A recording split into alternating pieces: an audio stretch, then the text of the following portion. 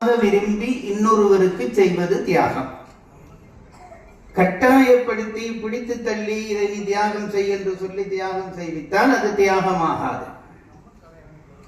முன்பு பட்டிமன்றங்களிலே பேசுகிறவர்கள் சொல்வார்கள், ஒரு கதை கேட்டு நான் ரசித்திருக்கிறேன். ஒரு ஊரிலே ஒரு ஆழமான கிணறு. அந்த கிணற்றுக்குள்ளே ஒரு பிள்ளை விழுந்து விட்டது. அந்த பிள்ளையை தூக்குவதற்கு யாரும் இல்லாமல் எல்லாரும் தத்தளிக்கிறார்கள்.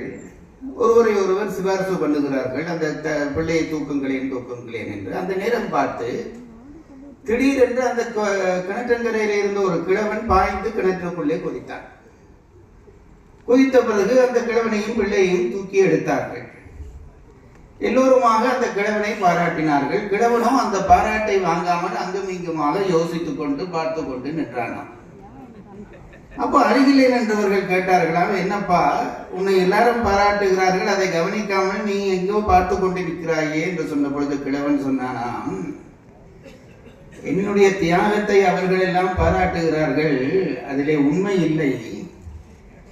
நான் எட்டி பார்க்கலாம் என்று மற்றவர்களை போல்தான் எட்டி பார்த்தேன். என்னை யாரோ பிடித்து உள்ளே தள்ளிவிட்டான், அவனுக்கே இருக்கிறான் என்று நான் கண்டுபிடிக்க ஆசைப்படுகிறேன் என்றார். சில தியாகங்கள் இப்படி அமைந்து விடுகின்றன.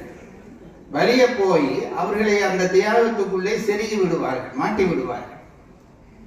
இந்த 3 பேருடைய தியாகத்துக்கு பின்னாலேயும், அது மாரீசனாகட்டும், இந்திரசித்தனாகட்டும், கும்பகர்ணனாகட்டும், ஒரு வலிய தள்ளிய அல்லாது அதற்குள்ளே பிடித்து தள்ளியதாகிய ஒரு தன்மை 3 பேருடைய தியாகத்துக்குள்ளேயும் பொதிந்திருக்கிறதோ என்று மனம் எண்ணுகிறது.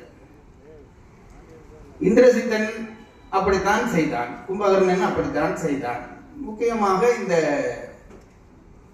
எங்களுடைய மாரீசனும் அப்படித்தான் செய்கிறான். மாரீசனை பொறுத்தளவிலே ராமாயணத்திலே அவன் முன்னமே தோன்றுகிற ஒரு பாத்திரம்.